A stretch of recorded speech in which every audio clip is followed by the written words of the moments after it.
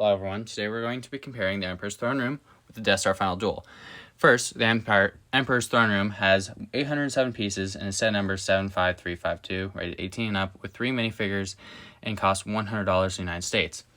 While next, we have the Death Star Final Duel, which is set number 75291 with 775 pieces, rated 9 and up, with 5 minifigures rated for $100 United States in 2020. Today, we're going to be seeing which set is worth the value more, the Emperor's Throne Room or the Death Star Final Duel. Let's get into it.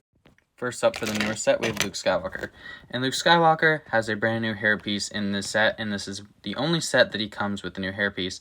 The rest of the figure is identical to the old one, so we'll take a quick look at just the differences and the different face prints. So that is the other face print.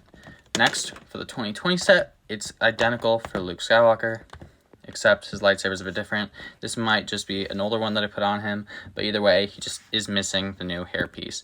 So Luke Skywalker in the 2023 set is going to win for the Luke category. Next we have Darth Vader, and Darth Vader is almost identical in both sets, except that he has an updated face print for the 2023 version, and that is the only difference between the two figures. So we will be giving it to both sets entirely, because they are very similar. And just to take a look at the 2021, we can just see the difference in face printing, which I like both entirely, and they're both very good. So next we'll look at Emperor Palpatine. For Emperor Palpatine, he has new face print with the pupils that are all yellow and gold. Everything else is identical to the one that we got in 2020 except for the face print. But instead, the in 2020 version has pupils, and that is the main difference between the two figs. But the one in 2020 does have his gold unique lightsaber, along with the 2 lightning pieces which both sets have. And last up, the set in 2020 has the 2 Royal Guards, which will give the win to the set in 2020 for the most and best minifigures. Now we'll take a look at the respected builds. First up for the builds, we have the 2023 version, and this one is for 18 plus and is a display set, unlike the other, which is more of a play set. This set has many different details, and it mainly focuses on the top section, which is very boring design for like the most of it, except for the top, which is a very beautiful design. The best part about this set is this section right here. First, we'll take a look at the chair, which of course has many different detailings and is much better than the one we'll look at soon. Next, we have the outer section, which in the other set is much smaller and much less detailed, but this one is definitely better designed with a lot more detail included into it, which makes me want to give it to this. But now we're just going to discuss, is this set worth the $100? I personally believe this set is not worth $100. Even though this set has more pieces, it has less detailing and less design to it. This set is not worth $100 to me, just mainly because there is a lack of minifigures to the set, and it just does not feel like the $100. Even just picking it up, it does feel minorly heavy, but it's not $100 heavy like some other sets we've gotten in past years. Next, we have the 2020 version, which has a total of 30-ish pieces less than the other set, and this set has much more detailing and looks a lot better in my opinion. First, we can start at the door and how to take apart the set, but first we'll start at the door.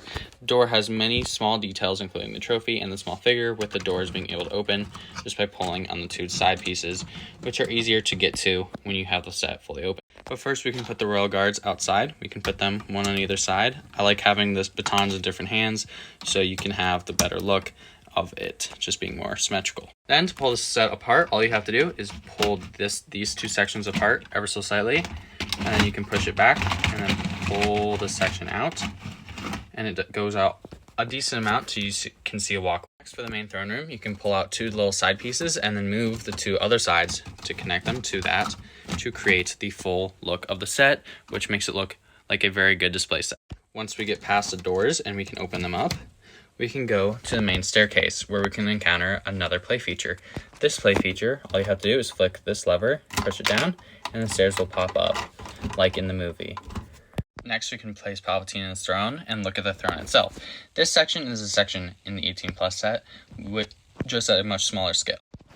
Except this section has different displays about the Death Star itself, and a much simpler chair and a much simpler design for the back windshield. One other thing the other set doesn't have is 2 different play features on either side. First, we have a launch section where we can launch one of the minifigures up to the balcony, so we can place Luke Skywalker down on the side. We can place him down like so, and we can flick the lever up and it bounces him. It is almost impossible to land him on there, but it is possible. Next, you can knock over this beam when Darth Vader force pushes it down, and you can knock a figure off. On the other side, we have the reactor shaft, where you can throw Palpatine down. So we'll take him out of his chair, and we'll just drop him down into the little area, just like so.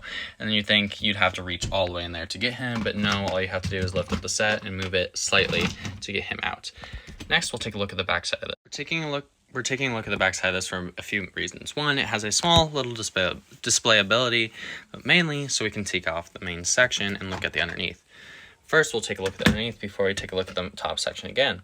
This small section has a ton of different space where you can store a ton of minifigures, including 2 lightning pieces for Emperor Palpatine. Next, we can pop off this section, which is the main comparison between the two sets, which is the throne room itself. Personally, I believe this set has a better value for $100. Even though the larger throne has much better detailing and much more pieces for the price, I still believe the older set and the smaller piece set has a much better value for the $100, including much better decent displayability, which looks okay on shelves compared to this, which looks so much better on a shelf. And this one compared has 2 more minifigures, which are a nice touch to the set, including tons more play features and a better overall completed look. Now, I'm going to give it to the 2020 set only because of everything I just mentioned, but now this set is worth like $200 and the set is now worth $100. But at the time, if you were to buy this and if you were to buy this now, that's going to win. But this set does have a purpose. It is a beautiful centerpiece for display on a shelf or just in a living room as a standalone set.